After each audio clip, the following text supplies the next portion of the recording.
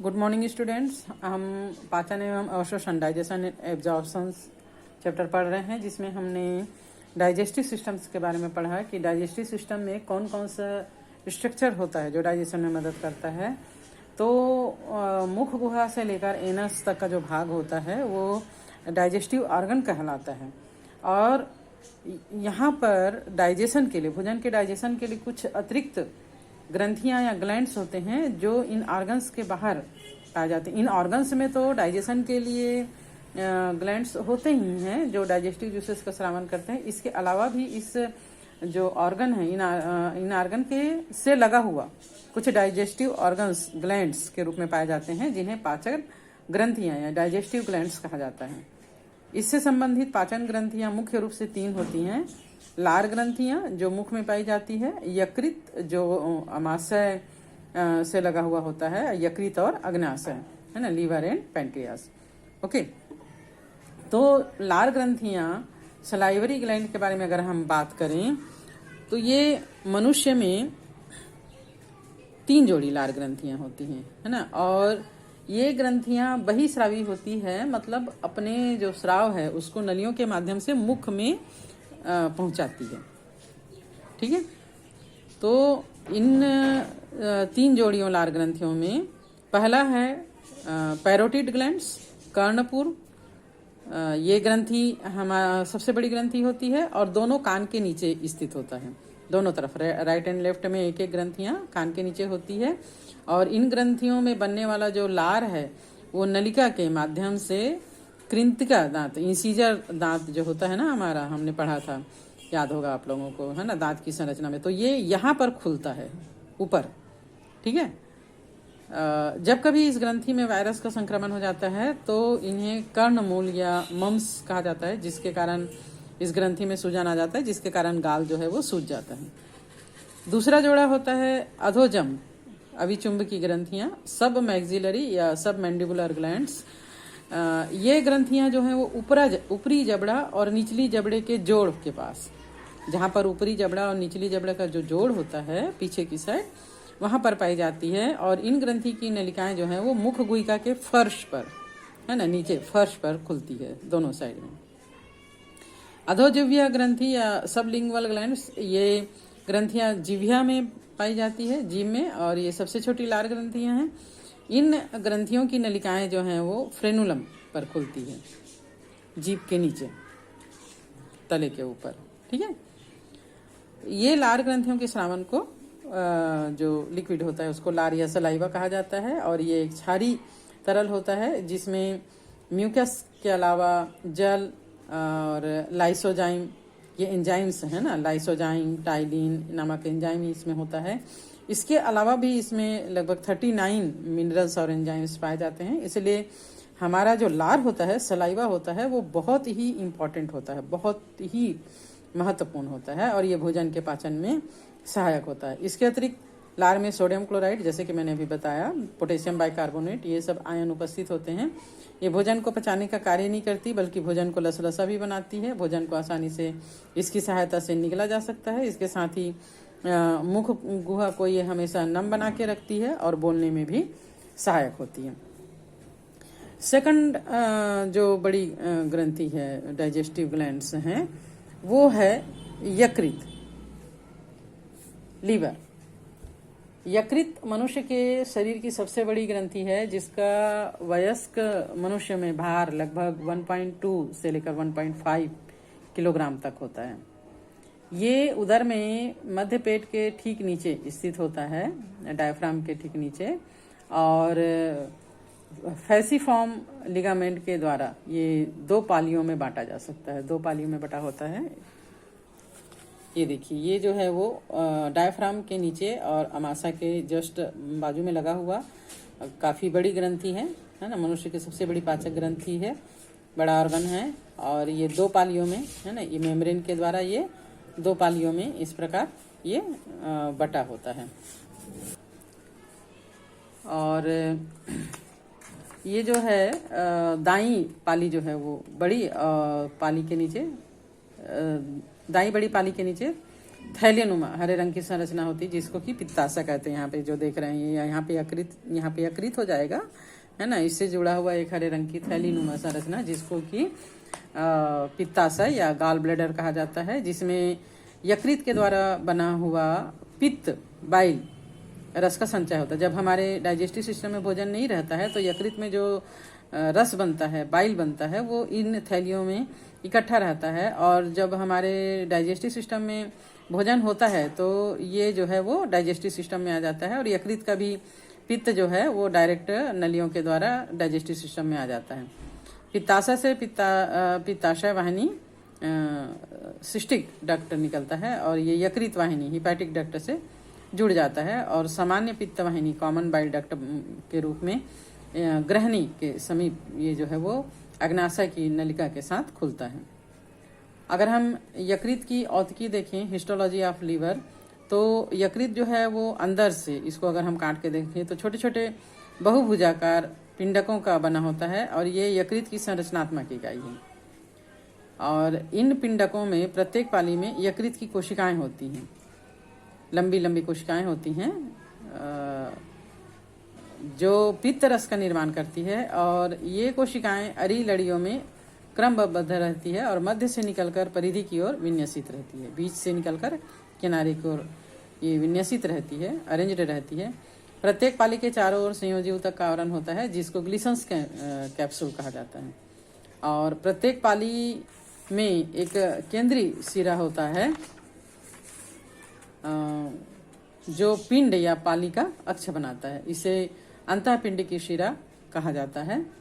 Glisson's capsule के किनारे पर तीन नलिकाओं, यकृत निवाहिका शिरा, यकृत धमनी और यकृत वाहिका का समूह होता है, जिसको कि निवाहिका त्रय या पोर्टल ट्रायड कहा जाता है। ये तीनों संयोजी ऊतक के बने आवरण से ढके रहते हैं। और प्रत्येक पाली में यकृत कोशिकाओं की जोड़ी के बीच में सिरा पात्र या साइनोसाइट्स होता है। सिरा पात्रों की दीवार में पाए जाने वाली विशिष्ट कोशिकाओं को कुफर सेस कहा जाता है। ये पुरानी रक्त कणिकाओं का विखंडन करके पित्त वर्ण या बाइल पिगमेंट्स का निर्माण करती हैं। इस प्रकार अगर हम यकृत के कार्य देखें, फंक्शंस ऑफ लीवर के बारे में बात करें, तो ये जो है पाचन ग्रंथि होती है, जो पाचन के काम के साथ कुछ और अन्य महत्वपूर्ण कार्य भी करता है। जैसे सबसे पहली बात हम करें तो पित्त का संश्लेषण करता है। एक प्रकार का क्षारीय रस है पित्त, जिसमें Na2CO3, कोलेस्ट्रॉल, लेसिथिन और पित्त वर्णक की कणिकाएं पाई जाती हैं। पित्त रस के जो कार्य हैं वो ये है कि ये वसा का पाइसीकरण करता है। हमारे द्वारा खाए गए वसा को ये इसके साथ इमल्सन बनाकर इसको छोटे छोटे टुकड़ों में काटने का काम करता है, जिससे वसा का पृष्ठ तनाव कम हो जाता है। और इसके अलावा ये आंत के अम्ल को उदासीन कर देता है। आंत हमारा जो होता है अमाशय, वो बहुत HCl के कारण बहुत ज़्यादा अम्लीय होता है, तो ये पित्त रस जो है वो अम्लता को कम करके इसको उदासीन कर देता है। साथ ही साथ भोजन के जीवाणुओं को मार देता है और सड़ने से बचाता है। पित्त वर्णक लवण ये जो उत्सर्जी पदार्थ है उसको यकृत से बाहर ले जाने का भी कार्य करता है। ये कैरोटीन, विटामिन D, E और K का भी अवशोषण करता है, हानिकारक जीवाणुओं को नष्ट करता है, और अग्नाशयी रस के लायपे इसको भी एक क्रियाशील बनाता है। सेकंड वन, इसका कार्य के बारे में हम बात करें तो वसा एवं विटामिन का संचय करता है ना। यकृत की कोशिकाएं ग्लूकोज को वसा में बदलकर संचय करती है, और इस प्रकार विटामिन का भी ये संग्रह करती है। थर्ड वन, भ्रूणीय अवस्था में यकृत RBC का भी निर्माण करती है, हमारे रेड ब्लड कॉर्पसल्स का निर्माण करती है। वयस्क अवस्था में कुफर कोशिकाएं निष्क्रिय और मृत RBC को पचाकर हीमोग्लोबिन का विखंडन कर देती है, जिससे पित्त वर्णकों का निर्माण होता है। फोर्थ है, ग्लाइकोजन के रूप में ग्लूकोज का संचय करती है। रुधिर में ग्लूकोज की मात्रा अधिक होने पर यकृत की कोशिकाएं ग्लूकोज को ग्लाइकोजन में बदल देती है। इस क्रिया को ग्लाइकोजेनेसिस कहा जाता है। फिफ्थ है ग्लाइकोजिनोलाइसिस। इसमें संचित जो ग्लाइकोजन होता है उसको ग्लूकोज में बदल देता है, और रुधिर में ग्लूकोज की कमी के समय ये काम किया जाता है। देन ग्लूकोनियोजिनेसिस, यकृत की कोशिकाएं अमीनो अम्ल, वसी अम्ल, ग्लिसरॉल से ग्लूकोज का भी निर्माण करती है। और इसके अलावा ये विषहरण का काम करती है। यकृत के द्वारा आंत में जो विषैले पदार्थों का निर्माण होता है या विहरण होता है, उपापचय के दौरान निर्मित विषैले प्रशसिक अम्ल का भी ये विषरण यकृत के द्वारा ही किया जाता है। इसके अलावा ये जीवाणुओं का भक्षण करती है। रक्त में जो उपस्थित जीवाणु होता है, हानिकारक जीवाणु होता है, इसको यकृत की कोशिकाएं फैगोसाइटोसिस के द्वारा इसका भक्षण कर लेती है और इसे नष्ट कर देती है। डीएमिनेशन, अमीनो अम्ल को यकृत की कोशिकाएं ग्रहण करके इसका पायरुविक अम्ल में विघटन कर देती है और NH3 में विघटन कर देती है।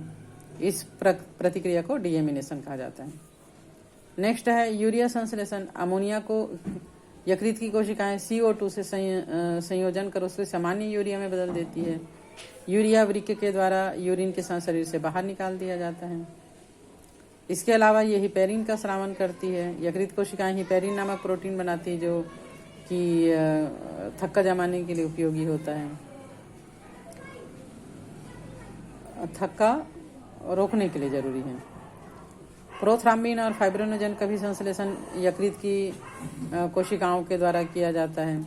यकृत की कोशिकाएं जो हैं वो अकार्बनिक पदार्थों का संचय करके एल्ब्यूमिन के संश्लेषण में भी सहायक होती है और इसके अलावा ये लिम्फ के निर्माण का महत्वपूर्ण स्थान है। इसके साथ ही इसे ताप उत्पादन का केंद्र भी माना जाता है।